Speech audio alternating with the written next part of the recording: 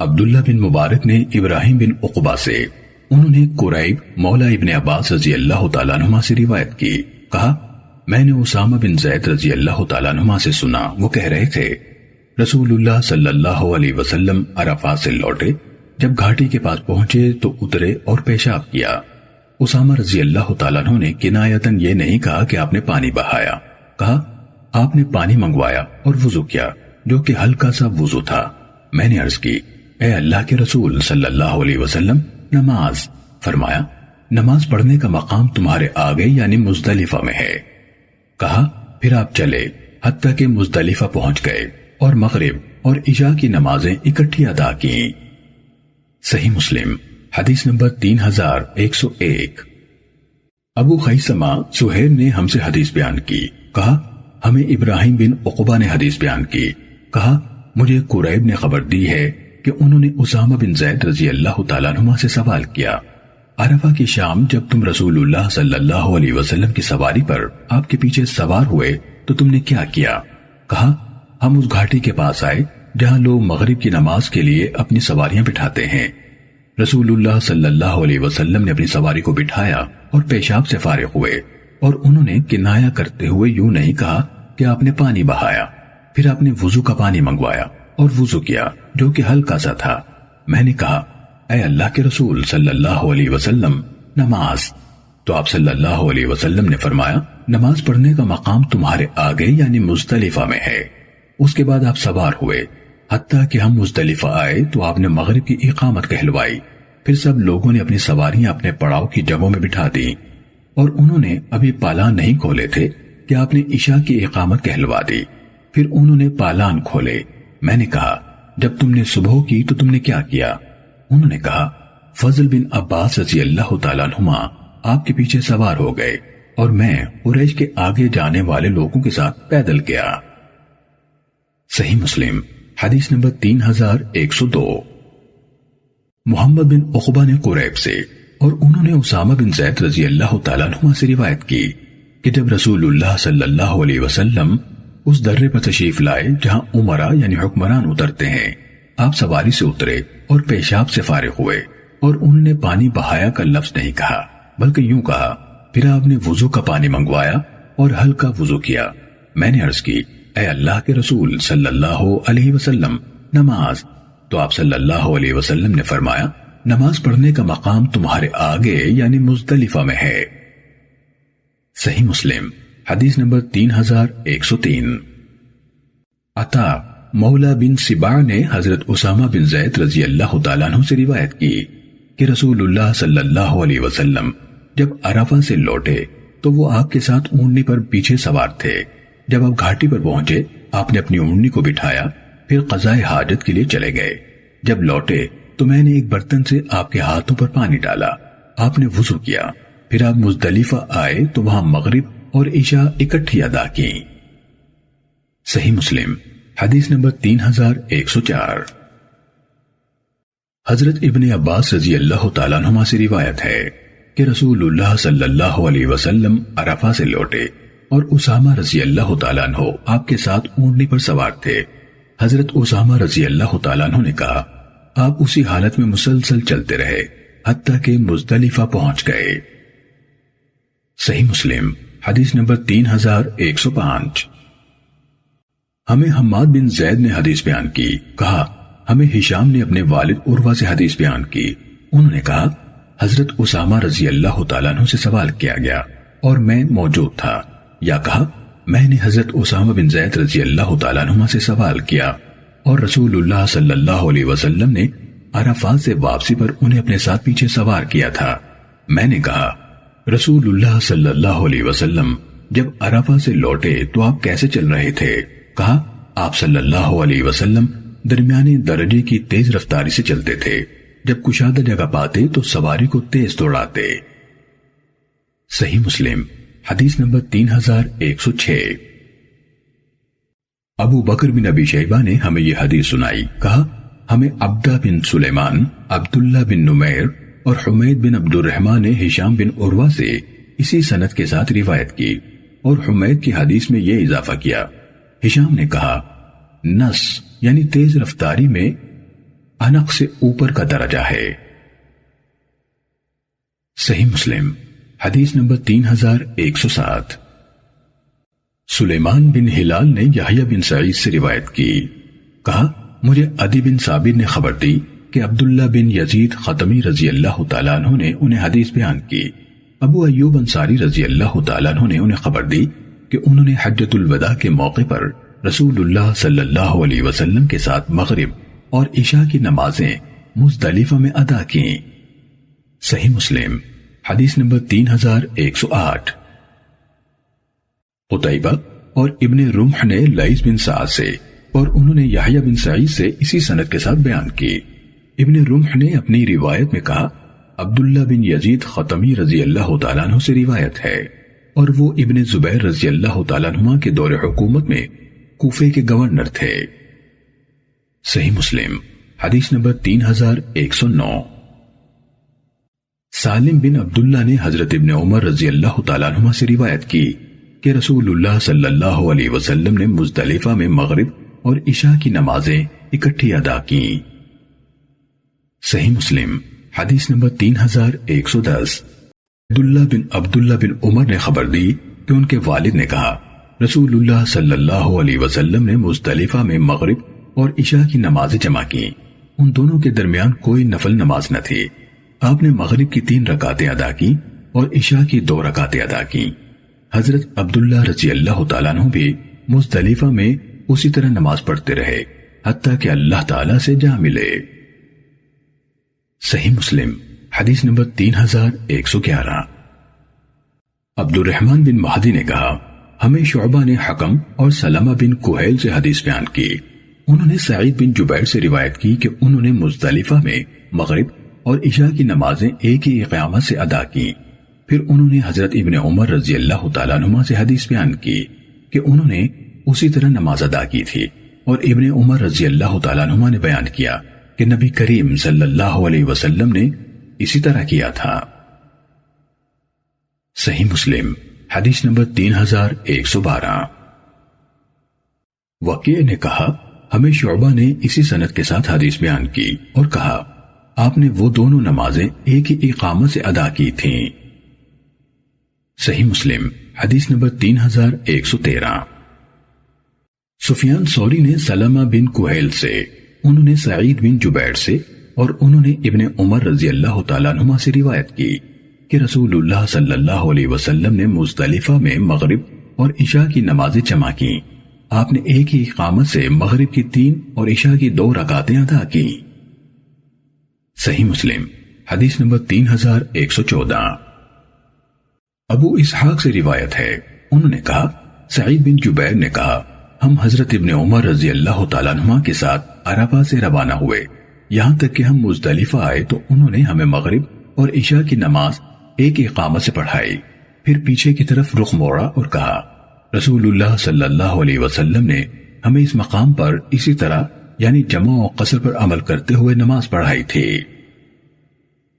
صحیح مسلم حدیث نمبر 3115۔ ابو معاویہ نے اعمش سے خبر دی، انہوں نے عمارہ سے، انہوں نے عبد الرحمن بن یزید سے اور انہوں نے حضرت عبداللہ بن مسعود رضی اللہ تعالیٰ عنہ سے روایت کی، کہا میں نے رسول اللہ صلی اللہ علیہ وسلم کو کوئی نماز اس کے وقت کے بغیر ادا کرتے نہیں دیکھا سوائے 2 نمازوں کے، مزدلفہ میں مغرب اور عشاء کی نمازیں جمع کی، اور اسی دن آپ صلی اللہ علیہ وسلم نے فجر کی نماز اس کے معمول کے وقت سے پہلے ادا کی۔ صحیح مسلم حدیث نمبر 3116۔ جریر نے اعمش سے اسی سند کے ساتھ یہ حدیث بیان کی اور کہا فجر کی نماز اس کے معمول کے وقت سے پہلے اندھیرے میں ادا کی۔ صحیح مسلم حدیث نمبر 3117۔ افلاح یعنی ابن حمید نے قاسم سے اور انہوں نے حضرت عائشہ رضی اللہ تعالیٰ عنہ سے روایت کی، انہوں نے کہا مزدلفہ کی رات حضرت سودا رضی اللہ تعالیٰ عنہ نے رسول اللہ صلی اللہ علیہ وسلم سے اجازت طلب کی کہ وہ آپ صلی اللہ علیہ وسلم سے اور لوگوں کا ازدحام ہونے سے پہلے پہلے مینا چلی جائیں، اور وہ تیزی سے حرکت نہ کر سکنے والی خاتون تھیں۔ قاسم نے کہا سبیتا بھاری جسم والی عورت کو کہتے ہیں، کہا حضرت عائشہ رضی اللہ تعالی عنہا نے کہا آپ نے انہیں اجازت دے دی۔ وہ آپ کی روانگی سے پہلے ہی نکل پڑی اور ہمیں آپ نے روکے رکھا، یہاں تک کہ ہم نے وہیں صبح کی اور آپ کی روانگی کے ساتھ ہی ہم روانہ ہوئے۔ اگر میں بھی رسول اللہ صلی اللہ علیہ وسلم سے اجازت لے لیتی جیسے حضرت سودا رضی اللہ تعالی عنہا نے اجازت لی تھی، اور یہ کہ ہمیشہ آپ کی اجازت سے جلد روانہ ہوتی، تو یہ میرے لیے ہر خوش کرنے والی چیز سے زیادہ پسندیدہ ہو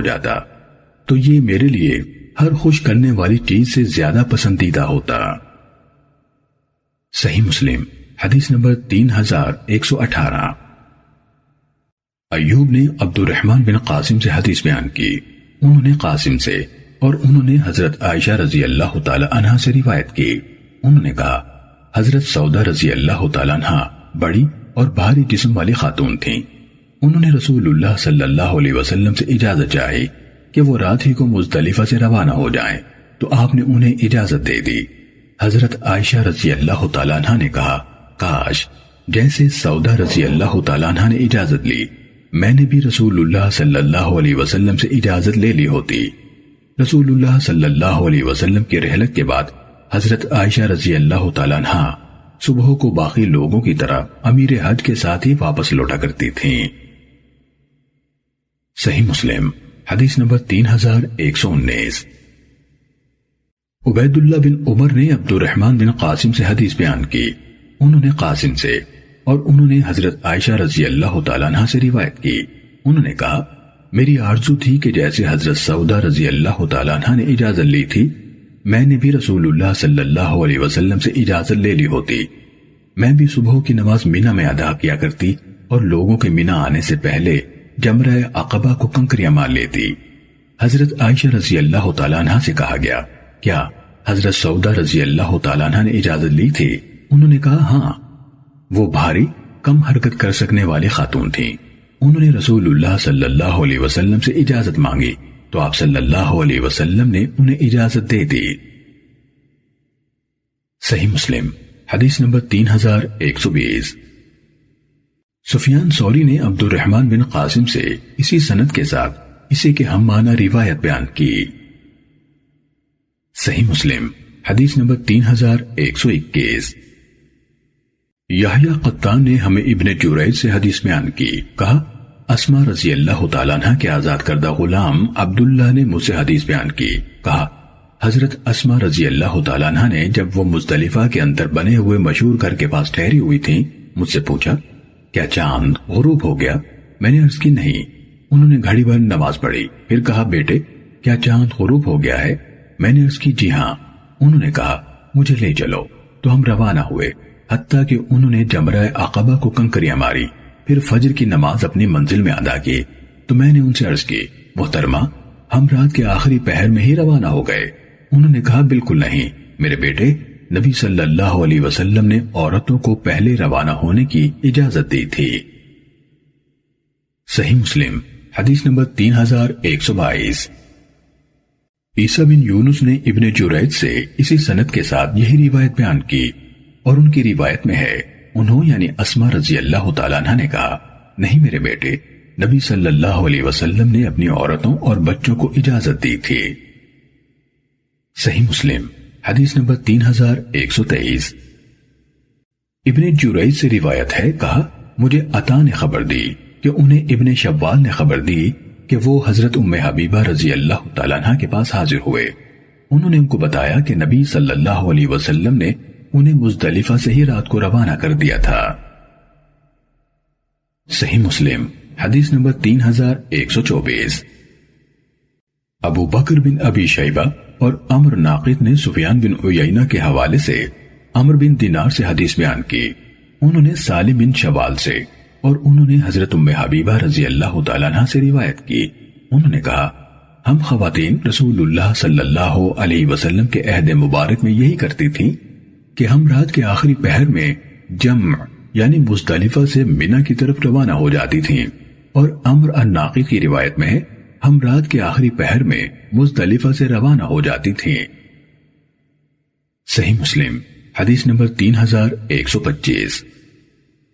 حماد بن زید نے ہمیں عبید اللہ بن ابی یزید سے خبر دی، انہوں نے کہا میں نے حضرت ابن عباس رضی اللہ تعالیٰ عنہما سے سنا کہہ رہے تھے مجھے رسول اللہ صلی اللہ علیہ وسلم نے مزدلفہ سے اونٹوں پر لدے بوجھ یا کہا کمزور افراد کے ساتھ رات ہی روانہ کر دیا تھا۔ صحیح مسلم حدیث نمبر 3126۔ ہم سے سفیان بن عیینہ نے حدیث بیان کی، کہا ہمیں عبید اللہ بن ابی یزید نے خبر دی کہ انہوں نے حضرت ابن عباس رضی اللہ تعالیٰ عنہما سے سنا، وہ کہہ رہے تھے میں ان لوگوں میں سے تھا جنہیں رسول اللہ صلی اللہ علیہ وسلم نے اپنے گھر کے کمزور افراد میں شامل کرتے ہوئے پہلے روانہ کر دیا تھا۔ صحیح مسلم حدیث نمبر 3127۔ عطا نے حضرت ابن عباس رضی اللہ تعالیٰ عنہما سے روایت کی، انہوں نے کہا میں ان لوگوں میں سے تھا جنہیں رسول اللہ صلی اللہ علیہ وسلم نے اپنے گھر کے کمزور افراد میں شامل کرتے ہوئے پہلے روانہ کر دیا تھا۔ صحیح مسلم حدیث نمبر 3128۔ ہمیں ابن جریج نے خبر دی، کہا مجھے عطا نے بتایا کہ حضرت ابن عباس رضی اللہ تعالیٰ عنہما نے کہا مجھے رسول اللہ صلی اللہ علیہ وسلم نے سحر کے وقت مزدلفہ سے اونٹوں پر لدے بوجھ کے ساتھ، یعنی جس میں کمزور افراد بھی شامل ہوتے ہیں، روانہ کر دیا۔ ابن جریج نے کہا میں نے عطا سے کہا کیا آپ کو یہ بات پہنچی ہے کہ حضرت ابن عباس رضی اللہ تعالیٰ عنہما نے کہا آپ صلی اللہ علیہ وسلم نے مجھے لمبی رات کے وقت روانہ کر دیا تھا؟ انہوں نے کہا نہیں، صرف یہی کہا کہ سحر کے وقت روانہ کیا۔ میں نے ان سے کہا کیا حضرت ابن عباس رضی اللہ تعالیٰ عنہما نے یہ بھی کہا ہم نے فجر سے پہلے جمرہ عقبہ کو کنکریاں ماری اور انہوں نے فجر کی نماز کہاں ادا کی تھی؟ انہوں نے کہا ہمیں یعنی مجھ سے صرف یہی الفاظ کہے۔ صحیح مسلم حدیث نمبر 3129۔ سالم بن عبداللہ نے خبر دی کہ حضرت عبداللہ بن عمر رضی اللہ تعالیٰ عنہما اپنے گھر کے کمزور افراد کو پہلے روانہ کر دیتے تھے۔ وہ لوگ رات کو مزدلفہ میں مشعر حرام کے پاس ہی وقوف کرتے اور جتنا میسر ہوتا اللہ کا ذکر کرتے، اس کے بعد وہ امام کے مشعر حرام کے سامنے وقوف اور اس کی روانگی سے پہلے ہی روانہ ہو جاتے۔ ان میں سے کچھ فجر کی نماز ادا کرنے کے لیے مینا آ جاتے اور کچھ اس کے بعد آتے۔ پھر جب وہ سب لوگ مینا آ جاتے تو جمرہ عقبہ کو کنکریاں مارتے۔ حضرت ابن عمر رضی اللہ تعالیٰ عنہما کہا کرتے تھے رسول اللہ صلی اللہ علیہ وسلم نے ان کمزور لوگوں کو رخصت دی ہے۔ صحیح مسلم حدیث نمبر 3130۔ ہمیں ابو معاویہ نے اعمش سے حدیث بیان کی، انہوں نے ابراہیم سے، انہوں نے عبد الرحمن بن یزید سے روایت کی، انہوں نے کہا حضرت عبداللہ بن مسعود رضی اللہ تعالیٰ عنہ نے جمرہ عقبہ کو وادی کے اندر سے 7 کنکریوں کے ساتھ رمی کی، وہ ہر کنکری کے ساتھ اللہ اکبر کہتے تھے۔ عبد الرحمن نے کہا ان سے کہا گیا کچھ لوگ اسے یعنی جمرہ کو اس کی بالائی طرف سے کنکریاں مارتے ہیں، تو عبداللہ بن مسعود رضی اللہ تعالیٰ عنہ نے کہا اس ذات کی قسم جس کے سوا کوئی معبود نہیں، یہی اس ہستی کے کھڑے ہونے کی جگہ ہے جن پر سورہ بقرہ نازل کی گئی۔ صحیح مسلم حدیث نمبر 3131۔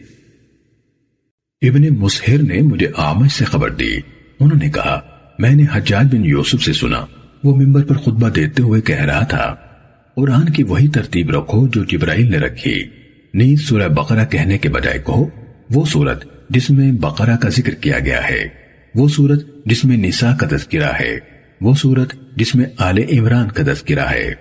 اعمش نے کہا اس کے بعد میں ابراہیم سے ملا، میں نے انہیں اس کی بات سنائی تو انہوں نے اس پر سب و شتم کیا اور کہا مجھ سے عبد الرحمن بن یزید نے حدیث بیان کی کہ وہ حضرت عبداللہ بن مسعود رضی اللہ تعالیٰ عنہ کے ساتھ تھے، وہ جمرہ عقبہ کے پاس آئے، وادی کے اندر کھڑے ہوئے، اس جمرہ کو چوڑائی کے رخ اپنے سامنے رکھا اور اس کے بعد وادی کے اندر سے اس کو 7 کنکریاں ماری، وہ ہر کنکری کے ساتھ اللہ اکبر کہتے تھے۔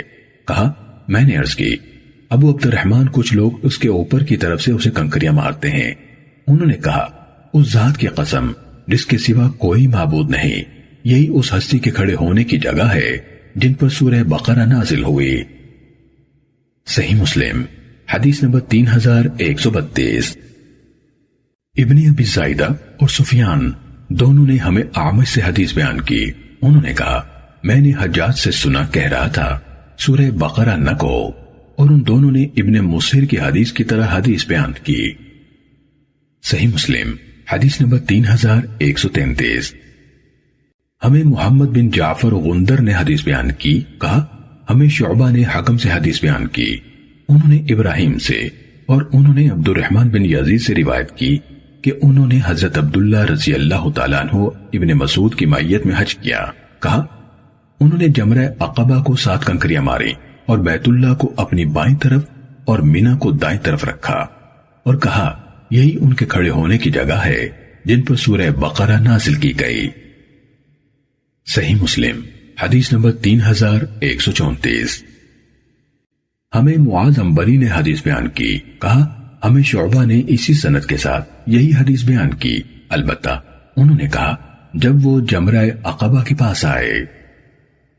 صحیح مسلم حدیث نمبر 3135۔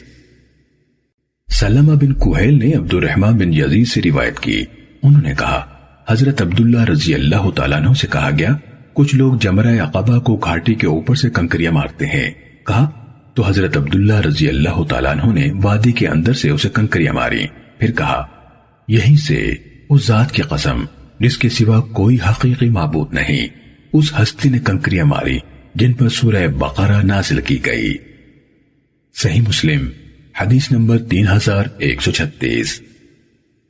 حضرت جابر رضی اللہ تعالیٰ عنہ بیان کرتے ہیں کہ میں نے نبی صلی اللہ علیہ وسلم کو دیکھا، آپ قربانی کے دن اپنی سواری پر سوار ہو کر کنکریاں مار رہے تھے اور فرما رہے تھے تمہیں چاہیے کہ تم اپنے حج کے طریقے سیکھ لو، میں نہیں جانتا شاید اس حج کے بعد میں دوبارہ حج نہ کر سکوں۔ صحیح مسلم حدیث نمبر 3137۔ معقل نے زید بن ابی انیسہ سے حدیث بیان کی، انہوں نے یحییٰ بن حسین سے اور انہوں نے اپنی دادی ام حسین رضی اللہ تعالیٰ عنہ سے روایت کی۔ یحییٰ بن حسین نے کہا میں نے ان سے سنا کہہ رہی تھی حجۃ الوداع کے موقع پر میں نے رسول اللہ صلی اللہ علیہ وسلم کی معیت میں حج کیا، میں نے آپ صلی اللہ علیہ وسلم کو اس وقت دیکھا جب آپ نے جمرہ عقبہ کو کنکریاں ماری اور واپس پلٹے، آپ اپنی سواری پر تھے اور بلال اور اسامہ رضی اللہ تعالیٰ عنہما آپ کے ساتھ تھے، ان میں سے ایک آگے سے مہار پکڑ کر آپ کی سواری کو ہانک رہا تھا اور دوسرا دھوپ سے بچاؤ کے لیے اپنا کپڑا رسول اللہ صلی اللہ علیہ وسلم کے سر مبارک پر تانے ہوئے تھا، کہا رسول اللہ صلی اللہ علیہ وسلم نے اس موقع پر بہت سی باتیں ارشاد فرمائیں، پھر میں نے آپ سے سنا آپ فرما رہے تھے اگر کوئی کٹے ہوئے اعضاء والا، میرا خیال ہے انہوں یعنی ام حسین رضی اللہ تعالیٰ عنہ نے کہا کالا غلام بھی تمہارا امیر بنا دیا جائے جو اللہ کی کتاب کے مطابق تمہاری قیادت کرے تو تم اس کی بات سننا اور اطاعت کرنا۔ صحیح مسلم حدیث نمبر 3138۔ ابو عبد الرحیم نے زید بن ابی انیسہ سے، انہوں نے یحییٰ بن حسین سے اور انہوں نے اپنی دادی ام حسین رضی اللہ تعالی عنہا سے روایت کی، انہوں نے کہا میں نے نبی صلی اللہ علیہ وسلم کے ساتھ الوداعی حج کیا تو میں نے اسامہ اور بلال رضی اللہ تعالیٰ عنہما کو دیکھا، ان میں سے ایک نبی صلی اللہ علیہ وسلم کی اونڈی کی نکیل تھامے ہوئے تھا اور دوسرا کپڑے کو اٹھائے گرمی سے اوٹ کر رہا تھا، یہاں تک کہ آپ نے جمرہ عقبہ کو کنکریاں ماری۔ امام مسلم نے کہا ابو عبد الرحیم کا نام خالد بن ابی یزید ہے اور وہ محمد بن سلمہ کے ماموں ہے، ان سے وقی اور حجاج آور نے حدیث روایت کی۔ صحیح مسلم حدیث نمبر 3139۔ ابو زبیر نے خبر دی کہ انہوں نے حضرت جابر بن عبداللہ رضی اللہ تعالیٰ عنہما سے سنا، وہ بیان کر رہے تھے میں نے رسول اللہ صلی اللہ علیہ وسلم کو دیکھا، آپ نے جمرہ عقبہ کو اتنی بڑی کنکریاں ماری جتنی چٹکی 2 انگلیوں سے ماری جانے والی کنکریاں ہوتی ہیں۔ صحیح مسلم حدیث نمبر 3140۔ ابو خالد احمر اور ابن ادریس نے ابن جریج سے حدیث بیان کی، انہوں نے ابو زبیر سے اور انہوں نے جابر رضی اللہ تعالیٰ عنہ سے روایت کی، انہوں نے کہا رسول اللہ صلی اللہ علیہ وسلم نے قربانی کے دن چاشت کے وقت جمرہ عقبہ کو کنکریاں ماری اور اس کے بعد کے دنوں میں تمام جمروں کو اس وقت جب سورج ڈھل گیا۔ صحیح مسلم حدیث نمبر 3141۔ ہمیں عیسیٰ بن یونس نے خبر دی، کہا ہمیں ابن جریج نے خبر دی، کہا مجھے ابو زبیر نے بتایا کہ انہوں نے جابر بن عبداللہ رضی اللہ تعالیٰ عنہما سے سنا، وہ کہہ رہے تھے نبی کریم صلی اللہ علیہ وسلم آگے اسی کے مانند ہے۔ صحیح مسلم حدیث نمبر 3142۔ حضرت جابر رضی اللہ تعالیٰ عنہ سے روایت ہے، انہوں نے کہا رسول اللہ صلی اللہ علیہ وسلم نے فرمایا استنجا طاق ڈھیلوں سے ہوتا ہے، جمرات کی رمی طاق ہوتی ہے، صفا مروہ کے درمیان سعی طاق ہوتی ہے، بیت اللہ کا طواف طاق ہوتا ہے، اور تم میں سے جب کوئی استنجا کرے تو طاق ڈھیلوں سے کرے۔ صحیح مسلم حدیث نمبر 3143۔ لیث نے نافع سے حدیث بیان کی کہ حضرت عبداللہ رضی اللہ تعالیٰ عنہ یعنی ابن مسعود نے کہا رسول اللہ صلی اللہ علیہ وسلم نے سر منڈایا، اور آپ صلی اللہ علیہ وسلم کے صحابہ کی ایک جماعت نے سر منڈایا اور ان میں سے کچھ نے بال کٹوائے۔ حضرت عبداللہ رضی اللہ تعالیٰ عنہ نے کہا رسول اللہ صلی اللہ علیہ وسلم نے فرمایا اللہ سر منڈانے والوں پر رحم فرمائے۔ ایک یا دو مرتبہ دعا کی، پھر فرمایا اور بال کٹوانے والوں پر بھی ان کے لیے صرف ایک بار دعا کی۔ صحیح مسلم حدیث نمبر 3144۔ یحییٰ بن یحییٰ نے امام مالک کے سامنے قرات کی کہ نافع سے روایت ہے، اور انہوں نے حضرت عبداللہ بن عمر رضی اللہ تعالیٰ عنہما سے روایت کی کہ رسول اللہ صلی اللہ علیہ وسلم نے فرمایا اے اللہ سر منڈانے والوں پر رحم فرما۔ لوگوں یعنی صحابہ کرام رضوان اللہ علیہ مجمعین نے کہا اور بال کٹوانے والوں پر اے اللہ کے رسول صلی اللہ علیہ وسلم اے اللہ سر منڈانے والوں پر رحم فرما۔ فرمایا اے اللہ سر منڈانے والوں پر رحم فرما۔ صحابہ کرام رضوان اللہ علیہ مجمعین نے پھر عرض کی اور بال کٹوانے والوں پر اے اللہ کے رسول صلی اللہ علیہ وسلم۔ فرمایا اور بال کٹوانے والوں پر بھی رحم فرما۔ صحیح مسلم حدیث نمبر 3145۔ ہمیں عبداللہ بن نمیر نے حدیث بیان کی، کہا ہمیں عبید اللہ بن عمر نے نافع سے حدیث بیان کی، انہوں نے ابن عمر رضی اللہ تعالیٰ عنہما سے روایت کی کہ رسول اللہ صلی اللہ علیہ وسلم نے فرمایا اے اللہ سر منڈانے والوں پر رحم فرما۔ لوگوں یعنی صحابہ کرام رضوان اللہ علیہ مجمعین نے کہا اور بال کٹوانے والوں پر اے اللہ کے رسول صلی اللہ علیہ وسلم۔ فرمایا اے اللہ سر منڈانے والوں پر رحم فرما۔ صحابہ کرام رضوان اللہ علیہ مجمعین نے پھر عرض کی اور بال کٹوانے والوں پر اے اللہ کے رسول صلی اللہ علیہ وسلم۔ فرمایا اور بال کٹوانے والوں پر بھی۔ صحیح مسلم حدیث نمبر 3146۔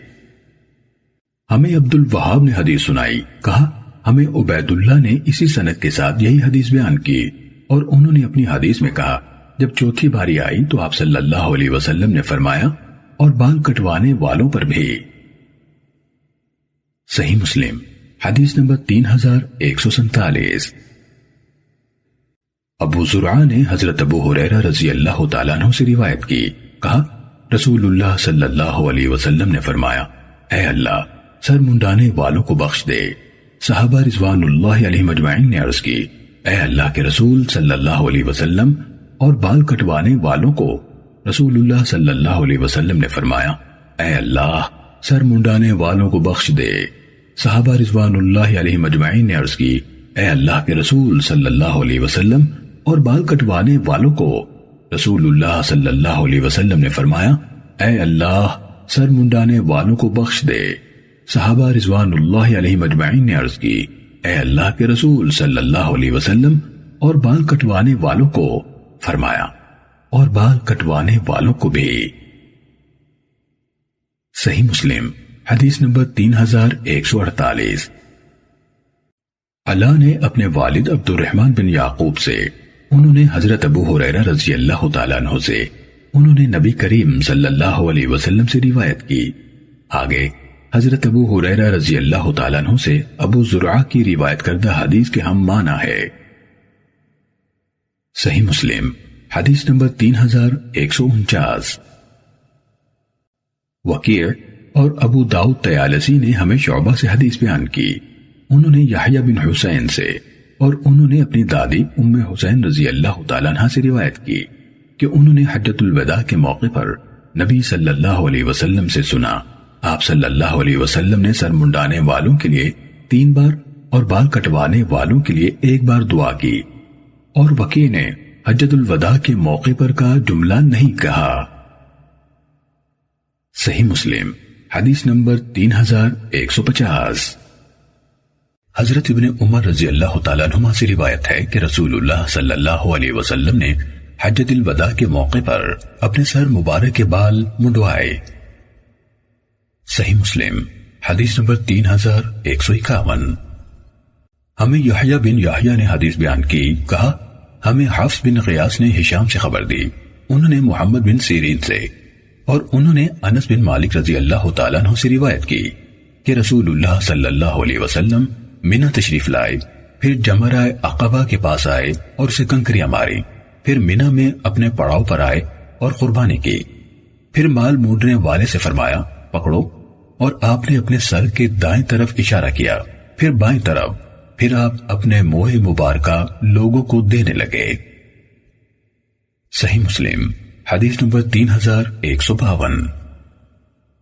ابو بکر بن ابی شیبہ اور ابن نمیر اور ابو قریب سب نے کہا ہمیں حفص بن غیاث نے ہشام سے اسی سند کے ساتھ یہی حدیث بیان کی، لیکن ابو بکر نے اپنی روایت میں یہ الفاظ کہے، آپ نے حجام سے کہا یہ لو، اور اپنے ہاتھ سے اس طرح اپنی دائیں جانب اشارہ کیا کہ پہلے دائیں طرف سے شروع کرو، اور اپنے بال مبارک اپنے قریب کھڑے ہوئے لوگوں میں تقسیم فرما دیے، پھر حجام کو اپنی بائیں جانب کی طرف اشارہ کیا کہ اب بائیں جانب سے حجامت بناؤ۔ حجام نے آپ کا سر مونڈ دیا تو آپ صلی اللہ علیہ وسلم نے اپنے وہ منہ مبارک ام سلیم رضی اللہ تعالی عنہ کو عطا فرما دیے، اور ابو قریب کی روایت میں ہے، کہا حجام نے دائیں جانب سے شروع کیا تو آپ نے ایک ایک دو دو بال کر کے لوگوں میں تقسیم فرما دیے، پھر آپ نے اپنی بائیں جانب حجامت بنانے کا اشارہ فرمایا، حجام نے اس طرح بھی وہی کیا، یعنی بال مونڈ دیے، پھر آپ صلی اللہ علیہ وسلم نے فرمایا، کہا یہاں ابو طلحہ رضی اللہ تعالیٰ عنہ ہیں، پھر آپ نے اپنے منہ مبارکہ ابو طلحہ رضی اللہ تعالیٰ عنہ کے حوالے فرما دیے۔ صحیح مسلم حدیث نمبر 3153۔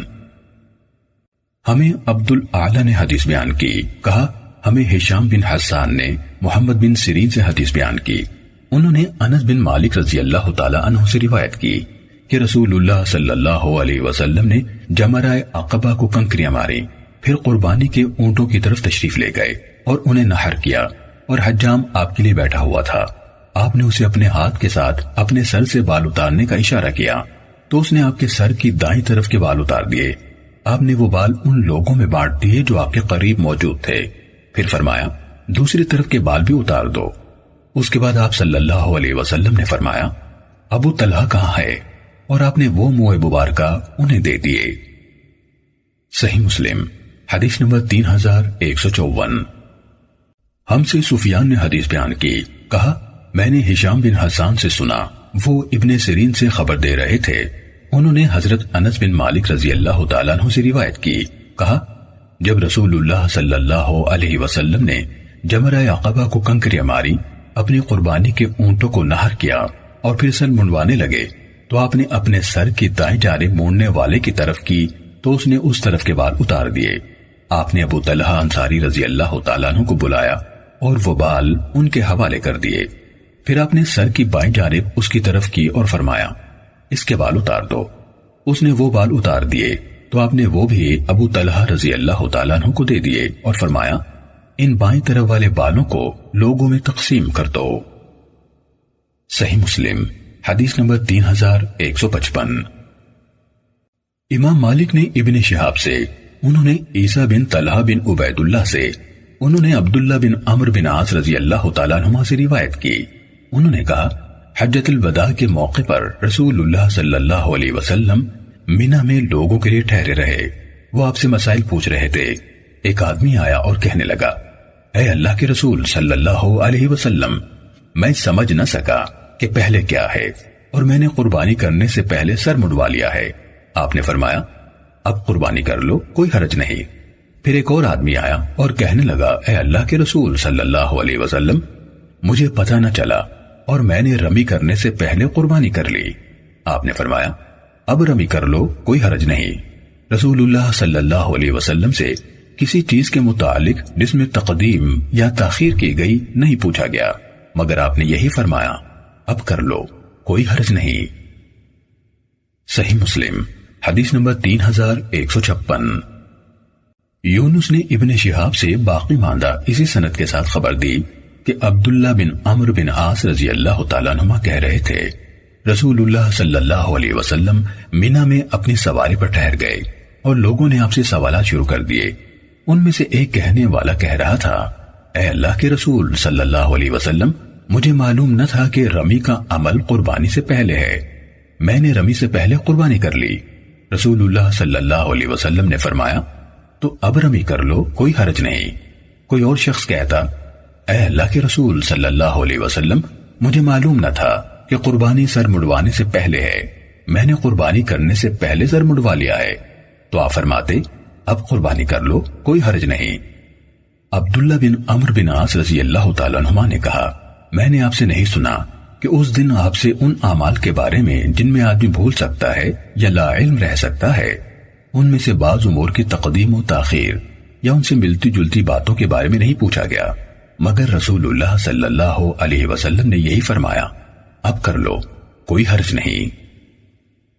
صحیح مسلم حدیث نمبر 3157۔ صالح نے ابن شہاب سے روایت کی، اس کے بعد حدیث کے آخر تک زہری سے یونس کی روایت کردہ حدیث کے مانند ہے۔ صحیح مسلم حدیث نمبر 3158۔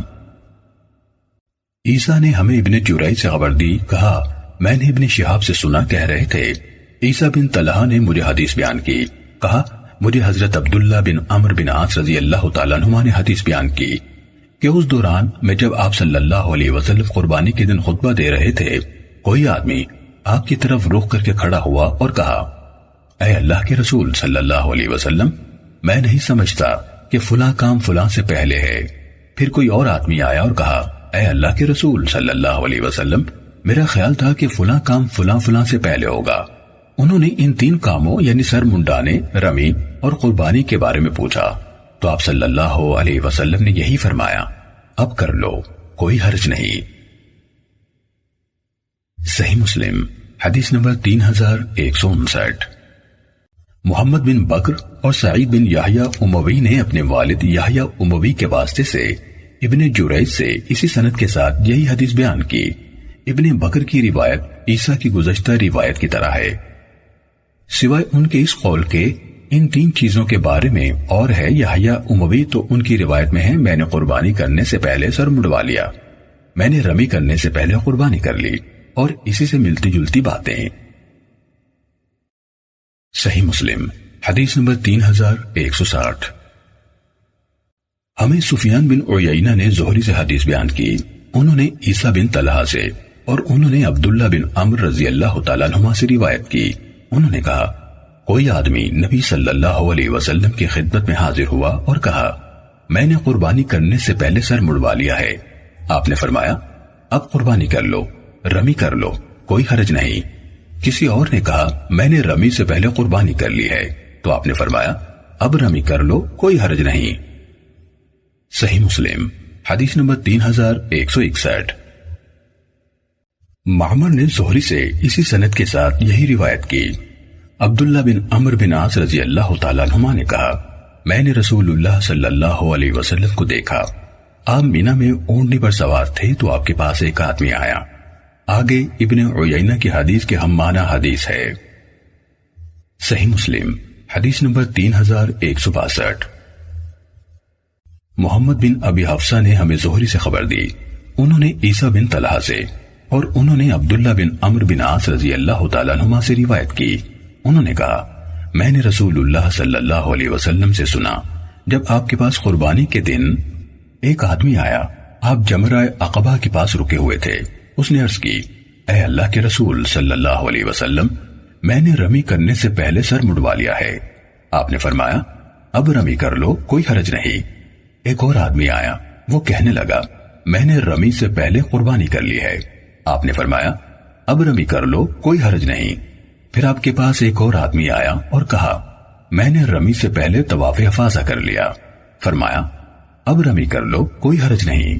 کہا میں نے آپ کو نہیں دیکھا، کہ اس دن آپ سے کسی بھی چیز کی تقدیم و تاخیر کے بارے میں سوال کیا گیا ہو مگر آپ نے یہی فرمایا کر لو، کوئی حرج نہیں۔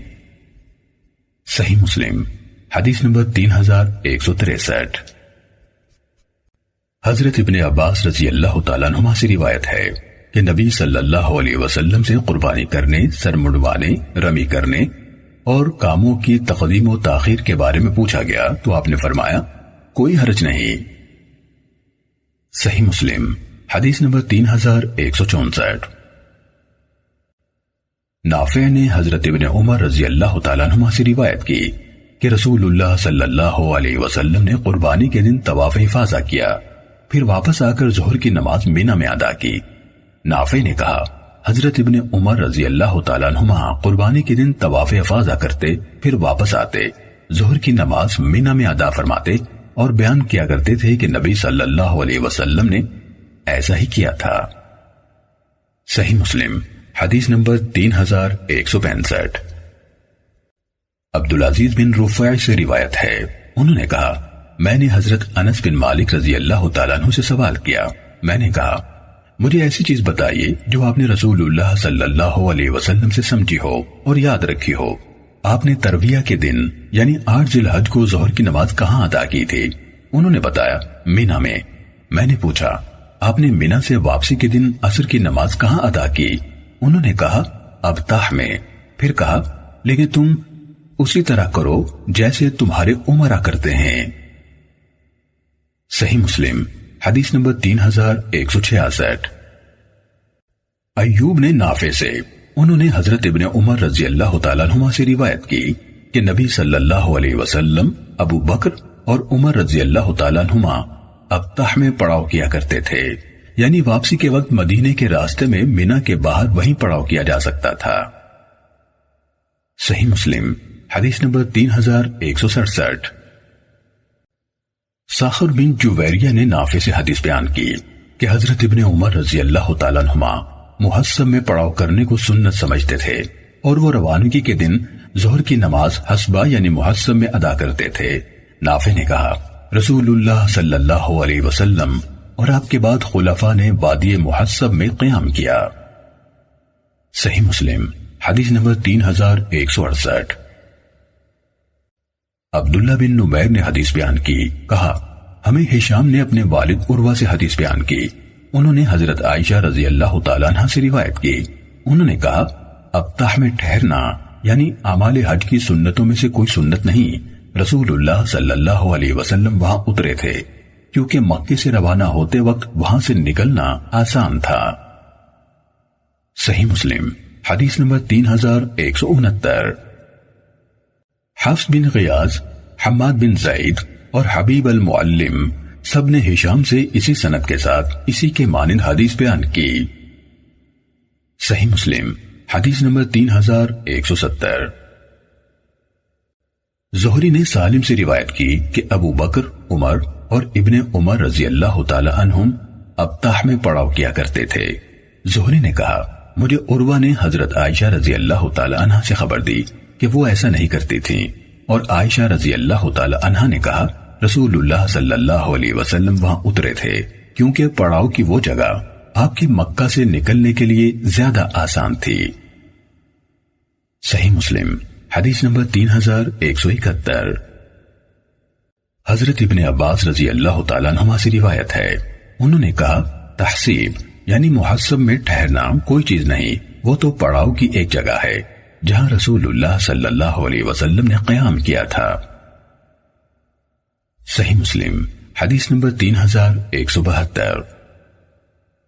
قتیبہ بن سعید، ابو بکر بن ابی شیبہ اور زہیر بن حرب ان سب نے ابن عیینہ سے حدیث بیان کی، انہوں نے صالح بن کیسان سے اور انہوں نے سلیمان بن یسار سے روایت کی، انہوں نے کہا ابو رافع رضی اللہ تعالیٰ عنہ نے کہا رسول اللہ صلی اللہ علیہ وسلم نے جب آپ نے مینا سے نکلے مجھے یہ حکم نہیں دیا تھا کہ میں ابطح میں قیام کروں، لیکن میں خود وہاں آیا اور آپ کا خیمہ لگایا، اس کے بعد آپ تشریف لائے اور قیام کیا۔ ابو بکر بن ابی شیبہ نے صالح سے بیان کردہ روایت میں کہا انہوں یعنی صالح نے کہا میں نے سلیمان بن یسار سے سنا، اور قتیبہ کی روایت میں ہے سلیمان نے کہا ابو رافع رضی اللہ تعالیٰ عنہ سے روایت ہے اور وہ نبی صلی اللہ علیہ وسلم کی سامان کی حفاظت اور نقل و حمل پر مامور تھے۔ صحیح مسلم حدیث نمبر 3173۔ یونس نے ابن شہاب سے خبر دی، انہوں نے ابو سلمہ بن عبد الرحمن بن عوف سے، انہوں نے حضرت ابو ہریرہ رضی اللہ تعالیٰ عنہ سے، اور انہوں نے رسول اللہ صلی اللہ علیہ وسلم سے روایت کی کہ آپ نے فرمایا کل ہم انشاءاللہ خیف بنی کنانہ یعنی وادی محصب میں قیام کریں گے، جہاں انہوں یعنی قریش نے باہم کفر پر قائم رہنے کی قسم کھائی تھی۔ صحیح مسلم حدیث نمبر 3174۔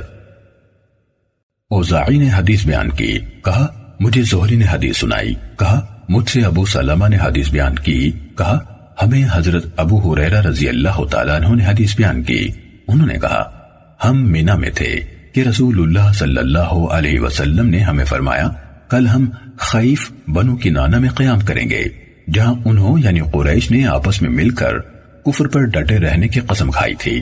واقعہ یہ تھا کہ قریش اور بنو کنانہ نے بنو ہاشم اور بنو مطلب کے خلاف ایک دوسرے کے ساتھ معاہدہ کیا تھا کہ نہ وہ ان سے شادی بیاہ کریں گے نہ ان سے لین دین کریں گے، یہاں تک کہ وہ رسول اللہ صلی اللہ علیہ وسلم کو ان کے حوالے کر دیں۔ اس یعنی خیف بنی کنانہ سے آپ کی مراد وادی محصب تھی۔ صحیح مسلم حدیث نمبر 3175۔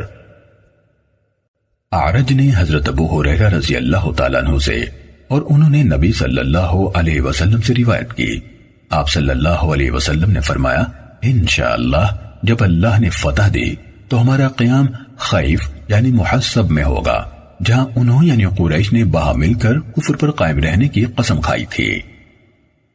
صحیح مسلم حدیث نمبر 3176۔ محمد بن عبداللہ بن نمیر اور ابو اسامہ دونوں نے کہا ہمیں عبید اللہ نے حدیث بیان کی اور ابن نمیر نے الفاظ انہی کے ہیں، اپنے والد کے واسطے سے بھی عبید اللہ سے روایت کی، کہا مجھے نافع نے حضرت ابن عمر رضی اللہ تعالیٰ عنہ سے حدیث بیان کی کہ حضرت عباس رضی اللہ تعالیٰ عنہ بن عبد المطلب نے رسول اللہ صلی اللہ علیہ وسلم سے اجازت مانگی کہ وہ زمزم پر حاجیوں کو پانی پلانے کے لیے مینا کی راتیں مکے میں گزار لیں، تو آپ نے انہیں اجازت دے دی۔ صحیح مسلم حدیث نمبر 3177۔ عیسیٰ بن یونس اور ابن جریج دونوں نے عبید اللہ بن عمر بن حفص سے اسی سند کے ساتھ اسی کے مانند حدیث بیان کی۔ صحیح مسلم حدیث نمبر 3178۔ بکر بن عبداللہ مزنی نے کہا میں کعبے کے پاس حضرت ابن عباس رضی اللہ تعالیٰ عنہ کے ساتھ بیٹھا ہوا تھا کہ ان کے پاس ایک دیہاتی آیا اور کہنے لگا کیا وجہ ہے؟ میں دیکھتا ہوں کہ تمہارے چچا زاد حاجیوں کو دودھ اور شہد پلاتے ہیں اور تم نبیذ پلاتے ہو، یہ تمہیں لاحق حاجت بندی کی وجہ سے ہے یا بخیلی کی وجہ سے؟ حضرت ابن عباس رضی اللہ تعالیٰ عنہ نے جواب دیا الحمدللہ، نہ ہمیں حاجت مندی لاحق ہے اور نہ بخیلی، اصل بات یہ ہے کہ نبی اکرم صلی اللہ علیہ وسلم اپنی سواری پر سوار ہو کر تشریف لائے اور آپ کے پیچھے اسامہ رضی اللہ تعالیٰ عنہ سوار تھے، آپ نے پانی طلب فرمایا تو ہم نے آپ کو نبیذ کا ایک برتن پیش کیا، آپ نے خود پیا اور باقی ماندہ اسامہ رضی اللہ تعالیٰ عنہ کو پلایا اور فرمایا تم لوگوں نے اچھا کیا اور بہت خوب کیا، اسی طرح کرتے رہنا، لہٰذا ہم نہیں چاہتے کہ جس کام کا رسول اللہ صلی اللہ علیہ وسلم نے حکم دیا ہم اسے بدل دیں۔ صحیح مسلم حدیث نمبر 3179۔ ابو خیثمہ نے ہمیں عبد الکریم سے خبر دی، انہوں نے مجاہد سے، انہوں نے عبد الرحمن بن ابی لیلہ سے اور انہوں نے حضرت علی رضی اللہ تعالیٰ عنہ سے روایت کی، انہوں نے کہا رسول اللہ صلی اللہ علیہ وسلم نے مجھے حکم دیا کہ میں آپ کے قربانی کے اونٹوں کی نگرانی کروں اور یہ کہ ان کا گوشت کھا لیں اور جھولیں صدقہ کروں، نیز ان میں سے قصاب کو بطور اجرت کچھ بھی نہ دوں۔ آپ صلی اللہ علیہ وسلم نے فرمایا ہم اس کو اپنے پاس سے اجرت دیں گے۔ صحیح مسلم حدیث نمبر 3180۔ ابن عیینہ نے عبد الکریم جزری سے اسی سند کے ساتھ اسی کے مانند حدیث بیان کی۔ صحیح مسلم حدیث نمبر 3181۔ سفیان اور ہشام دونوں نے ابن ابی نجیح سے، انہوں نے مجاہد سے باقی ماندہ سابقہ سند کے ساتھ نبی صلی اللہ علیہ وسلم سے روایت کی۔ ان دونوں کی حدیث میں قصاب کی اجرت کا ذکر نہیں۔ صحیح مسلم حدیث نمبر 3182۔ حسن بن مسلم نے خبر دی کہ انہیں مجاہد نے خبر دی، انہیں عبد الرحمن بن ابی لیلہ نے خبر دی، انہیں علی بن ابی طالب رضی اللہ تعالیٰ عنہ نے خبر دی کہ اللہ کے نبی صلی اللہ علیہ وسلم نے انہیں حکم دیا کہ وہ آپ کی قربانی کے اونٹوں کی نگرانی کریں، اور انہیں حکم دیا کہ آپ کی پوری قربانیوں کو یعنی ان کے گوشت، کھالوں اور ان کی پشت پر ڈالی ہوئی جھولوں کو مسکینوں میں تقسیم کر دیں، اور ان میں سے کچھ بھی ذبح کی اجرت کے طور پر نہ دیں۔ صحیح مسلم حدیث نمبر 3183۔ عبد الکریم بن مالک جزری نے مجاہد سے باقی ماندہ اسی سابقہ سند کے ساتھ خبر دی کہ رسول اللہ صلی اللہ علیہ وسلم نے انہیں حکم دیا، آگے اسی کے مانند ہے۔ صحیح مسلم حدیث نمبر 3184۔ امام مالک نے ابو زبیر سے اور انہوں نے جابر بن عبداللہ رضی اللہ تعالیٰ عنہ سے روایت کی، انہوں نے کہا حدیبیہ کے سال رسول اللہ صلی اللہ علیہ وسلم کی معیت میں ہم نے 7 افراد کی طرف سے 1 اونٹ، 7 کی طرف سے 1 گائے کی قربانیاں دیں۔ صحیح مسلم حدیث نمبر 3185۔ ہمیں زہیر نے حدیث بیان کی، کہا ہمیں ابو زبیر نے حضرت جابر رضی اللہ تعالیٰ عنہ سے حدیث بیان کی، انہوں نے کہا ہم رسول اللہ صلی اللہ علیہ وسلم کے ساتھ حج کا تلبیہ کہتے ہوئے نکلے، رسول اللہ صلی اللہ علیہ وسلم نے ہمیں حکم دیا کہ ہم اونٹ اور گائے میں شریک ہو جائیں، ہم میں سے 7 آدمی ایک قربانی میں شریک ہوں۔ صحیح مسلم حدیث نمبر 3186۔ ہمیں عزرا بن ثابت نے ابو زبیر سے حدیث بیان کی، انہوں نے جابر بن عبداللہ رضی اللہ تعالیٰ عنہ سے روایت کی، انہوں نے کہا ہم نے رسول اللہ صلی اللہ علیہ وسلم کے ساتھ حج کیا، ہم نے 7 آدمیوں کی طرف سے 1 اونٹ نہر کیا اور 7 آدمیوں کی طرف سے 1 گائے ذبح کی۔ صحیح مسلم حدیث نمبر 3187۔ یحییٰ بن سعید نے ابن جریج سے حدیث بیان کی، کہا مجھے ابو زبیر نے خبر دی کہ انہوں نے جابر بن عبداللہ رضی اللہ تعالیٰ عنہ سے سنا، انہوں نے کہا ہم رسول اللہ صلی اللہ علیہ وسلم کے ساتھ حج و عمرے میں 7 آدمی ایک قربانی میں شریک ہوئے، تو ایک آدمی نے حضرت جابر رضی اللہ تعالیٰ عنہ سے پوچھا کیا احرام کے وقت سے ساتھ لائے گئے قربانی کے جانوروں میں بھی اس طرح شراکت کی جا سکتی ہے جیسے بعد میں خریدے گئے جانوروں میں شراکت ہو سکتی ہے؟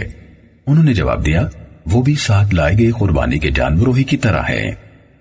اور جابر رضی اللہ تعالیٰ عنہ حدیبیہ کے موقع پر موجود تھے، انہوں نے کہا ہم نے اس دن 70 اونٹ نہر کیے، ہم 7 آدمی قربانی کے 1 اونٹ میں شریک ہوئے تھے۔